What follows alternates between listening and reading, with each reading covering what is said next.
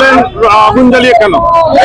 রাজ্যের বিরোধী দলনেতা শুভেন্দু অধিকারী মহোদয় পুরুলিয়া জেলার পাড়া বিধানসভার মৌতর গ্রামে সভা করার জন্য গেছিলেন।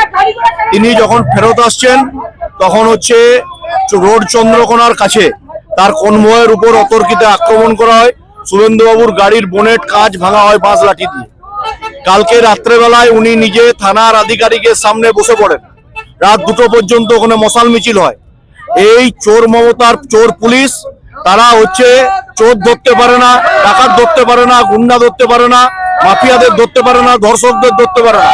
আর বিরোধী দলনেতার রুট করা হয়, সেই রুটে খবর দিয়ে আক্রমণ করা হয়। এটা একদম চক্রান্ত। এই চক্রান্তের প্রতিবাদে আমরা আজকে রাস্তা অবরোধ করছি। এবং পরিষ্কার কথা হচ্ছে, ইডি যখন মমতা ব্যানার্জিকে কয়লা তদন্তের জন্য তার ভোট কুশলী সংস্থা আইপ্যাক এর দপ্তরে রেড করতে যাচ্ছে, মুখ্যমন্ত্রী নিজে ফাইল চুরি করতে যাচ্ছেন। এতদিন আপনারা কয়লা চোর দেখেছেন, লোহা চোর দেখেছেন, গরু চোর দেখেছেন, বালি চোর দেখেছেন, লাইভ ফাইল চোর দেখলেন।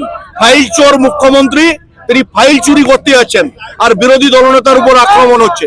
তাই আজকে মুচিপাড়ার জাতীয় সড়ক অবরোধ করে ভারতীয় জনতা পার্টির কার্যকর্তারা প্রমাণ করেছে যে বিরোধী দলনেতার উপর আক্রমণ হলে পরে রাজ্যের কোনো বিজেপির কার্যকর্তা থেমে থাকবে না, সেখানেই প্রতিবাদ হবে এবং সেই অন্যায়ের প্রতিবাদ রাস্তায় নেমেই রাস্তায় পথ দেখানো হবে। হাইওয়ে অবরোধ করতে প্রচুর মানুষ সমস্যায় পড়েছে। দেখুন, হাইওয়ে যদি সমস্যায় পড়েছে, মানুষের কাছে আমরা ক্ষমা চেয়ে নেবো, কিন্তু আগের দিন দেখেছি ফাইল চোর মমতাকে ইডি গ্রেপ্তার করতে যাচ্ছে, যখন ইডি তদন্ত করতে যাচ্ছে, যখন রাজ্যের মন্ত্রী দুর্গাপুর পূর্বের বিধায়ক প্রদীপ মজুমদার তিনি ভিড়িঙ্গি মোড়ে টায়ার জ্বলিয়ে কেন রোড অবরোধ করছিলেন? মন্ত্রী করলে অপরাধ নয়, আমরা করলে অপরাধ?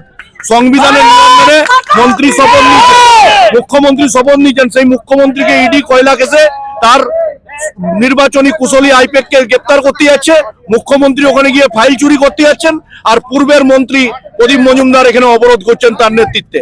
আগে প্রদীপ বাবুর এনএইচ থেকে সরলে আমরাও এনএইচ থেকে সরব।